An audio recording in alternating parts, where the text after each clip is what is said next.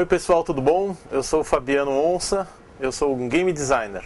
Da concepção de um jogo de tabuleiro até a programação de um jogo eletrônico, vamos conhecer mais a profissão de game designer. Bom, eu gosto de jogos desde que eu sou muito moleque. Com 20 anos eu publiquei um primeiro jogo chamado Corrida do Pateta. Ele era um jogo de tabuleiro para crianças. E foi aí que foi a minha entrada oficial no mundo dos jogos. Dali pra frente, eu confesso que eu abandonei essa carreira, porque eu achava que não dava dinheiro, na época os jogos não eram uma coisa tão popular quanto são hoje. Então eu fui pro jornalismo trabalhar com games. Então eu montei o canal de games do Terra. E mais ou menos quando eu tinha uns 29 anos de idade, me deu uma vontade de voltar a fazer esse tipo de jogo de novo. E aí eu comecei a trabalhar com jogos de tabuleiro. Em 2004 tive uma alegria muito grande que um jogo meu ele foi selecionado e ele saiu vencedor de um concurso internacional, que é um concurso de criadores de jogos da Ludoteca de Paris. Esse é o jogo que venceu o concurso na França e depois foi vendido em 2008 na Alemanha, foi publicado em 2008 na Alemanha. Eu pensei nesse jogo quando eu tinha 20 anos de idade, mas na época foi aquela época da descrença e tal, e eu guardei esse projeto na gaveta, isso daí foi pro baú, ficou 10 anos no baú, eu esqueci dele. Então quando teve esse concurso na França, foi quando esse jogo magicamente ele voltou a aflorar. Pra mim foi uma coisa muito significativa, porque era algo com uma parte de mim que eu tinha esquecido, que eu não tinha botado uma fé, sabe?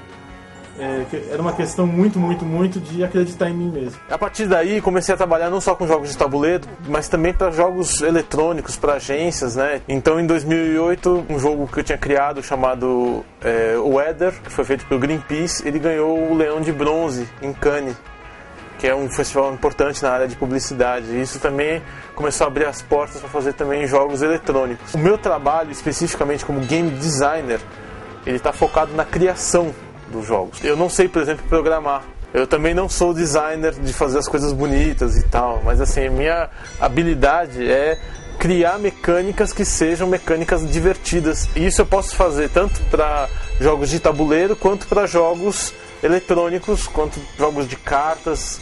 O que importa é você estar trabalhando com o público certo e você escolher e inventar mesmo mecânicas que você fala, putz, isso daqui vai ser divertido, isso daqui vai ser engraçado. Quando a gente vai fazer um jogo, podem ocorrer dois processos. Um é quando nós fazemos um jogo porque ele saiu da nossa cabeça e você faz um jogo, por exemplo, para um concurso internacional, ou você faz um jogo para você tentar vender para alguma empresa. Esse é um jogo que ele sai mais livre.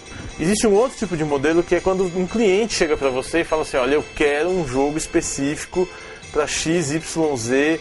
Esse é o segundo tipo de processo que um game designer vivencia. É quando ele tem que criar sob determinadas restrições, né? Você tem uma caixinha aqui, você pode criar só dentro disso. Então tem jogos que você faz para clientes que você fala, putz, são super difíceis de fazer, porque você tem uma série de restrições. Mas eles ficam mais bonitos ainda porque você consegue apresentar uma coisa legal dentro daquelas circunstâncias dadas. Hoje, para você ser um bom game designer, você tem que ter acesso a algumas coisas. Primeiro, você tem que ter acesso a determinados jogos eletrônicos. Nesses daí eu recomendo que você vá atrás de plataformas que são um pouco mais independentes, tá? Por exemplo, jogos para Nintendo DS, em geral, são feitos por empresas mais independentes. Por quê? Porque eles custam menos para fazer. Como custa pouco para você fazer um jogo para Nintendo DS, você testa. Ou, por exemplo, jogos web-based, ou seja, jogos que você tem hoje na internet, e muitos jogos interessantes, desde jogos em Flash até jogos que são puro HTML. O que é importante você perceber, você sempre tentar ver onde está a originalidade disso. É daí que você vai ter as pessoas que estão pensando diferente. Em termos de outras referências, eu acho que os jogos de tabuleiro europeus, especialmente os alemães, são fundamentais.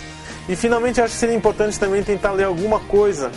Por exemplo, em português, vocês podem ler um livro que é um clássico chamado Homo Ludens, do Johann Huizinga, que foi o primeiro grande pensador a entender o jogo numa dimensão diferente. Então, por exemplo, ele diz que não só a cultura faz os jogos, como os jogos fazem a cultura. E hoje em dia, quando você está numa profissão, é importante que você tenha algo que não seja simplesmente executar. Porque executar, você tem um monte de gente que só executa e isso aí, você substitui, né? Quando você trabalha com algo que você cria, que é único, que é seu, você está sempre muito garantido. O profissional de game designer pode trabalhar na área de criação e desenvolvimento ou até mesmo na área comercial e de vendas de jogos. O dia a dia de outras profissões você acompanha aqui no Na Real. Vou começar de novo.